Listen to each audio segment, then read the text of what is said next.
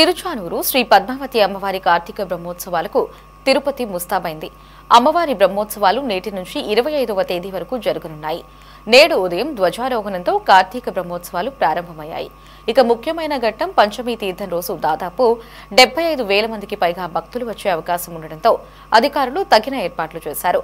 9 రోజులు జరగనున్న బ్రహ్మోత్సవాలకు సంబంధించి మరింత సమాచారం మా ప్రతినిధి గిరినాథ్ రెడ్డి అందిస్తారు. పద్మావతి అమ్మవారి కార్తీక బ్రహ్మోత్సవాలు నేటి నుండి మొదలయ్యాయి. కొద్దిసేపటి క్రితమే ఆలయంలో ఏదైతే ధ్వజారోహణ కార్యక్రమంతో మొదలైనటువంటి యొక్క బ్రహ్మోత్సవాలు అంగరంగ వైభవంగా 9 రోజుల పాటు అయితే అమ్మవారు వివిధ వాహనాలలో మాడవీధుల్లో అయితే భక్తులను అనుగ్రహించే పరిస్థితి అయితే ఉంది. ఈ యొక్క 9 రోజులు జరగనున్నటువంటి యొక్క బ్రహ్మోత్సవాలకి తిరుమల తిరుపతి దేవస్థానం సర్వం కూడా సిద్ధం చేసిన పరిస్థితి ఉంది. ఇవాళ రాత్రికి అమ్మవారు చిన్నశేష వాహనంపై భక్తులకి కనువిందు చేసి భక్తులను అనుగ్రహించే పరిస్థితి కూడా కనిపిస్తుంది. అయితే 9 రోజులకు సంబంధించినటువంటి ఈ యొక్క బ్రహ్మోత్సవాలకు సంబంధించి 600 మంది పోలీస్ అధికారులు, దాదాపు మరో 500 మంది టీటీడీ విజిలెన్స్ విభాగానికి సంబంధించిన అధికారులు, 1000 మంది పైగా 1000 నుంచి 2000 మంది పైన ఉన్నటువంటి పారిశుద్ధ్య కార్మికులు కూడా సరే వాళ్ళకి ఇక్కడ ఉన్నటువంటి యొక్క బ్రహ్మోత్సవాల నేపథ్యంలో కూడా వాళ్ళకి డ్యూటీలు ఏర్పాటు చేసిన పరిస్థితి.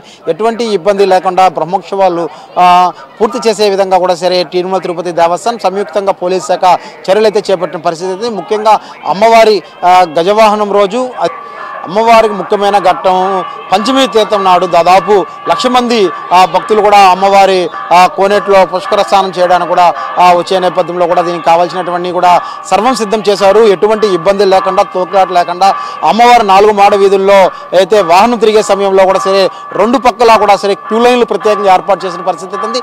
స్థానికులతో పాటు అధికారులు కూడా హారతి ఇచ్చి తీసుకునేదానికి పాయింట్లు కూడా ఏర్పాటు చేశారు. వాహనం ఏదైతే మాడవీధిలో తిరుగుతున్నంత చూపు కూడా. అయితే ఈ యొక్క తిరుచానూరు బ్రహ్మోత్సవాలకి ఇప్పటికే తిరుపతిలో ఉన్నటువంటి తిరువీధులన్నీ కూడా విద్యుత్ దీపాలతో కూడా సర్వసుందరంగా తీర్చిదిద్దారు.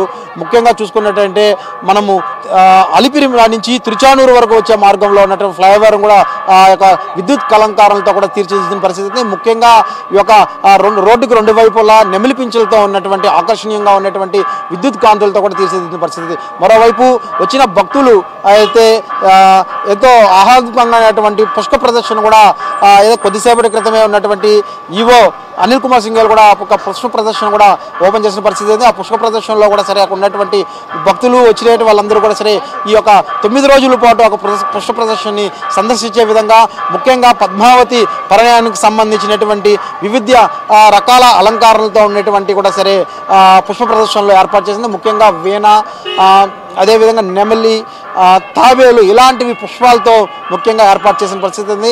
అయితే ఈ యొక్క 9 రోజుల పాటు జరగనున్నటువంటి ఈ యొక్క బ్రహ్మోత్సవాలకి నేటు ధ్వజారోహణంతో ప్రారంభమైనటువంటి ఈ యొక్క బ్రహ్మోత్సవాలు 9 రోజుల పాటు తిరుచానూరులో అంగరంగ వైభవంగా జరగనున్నాయి. కెమెరామెన్ లోకేష్, గిరి, సిటీ 24/7 తిరుచానూరు నుండి.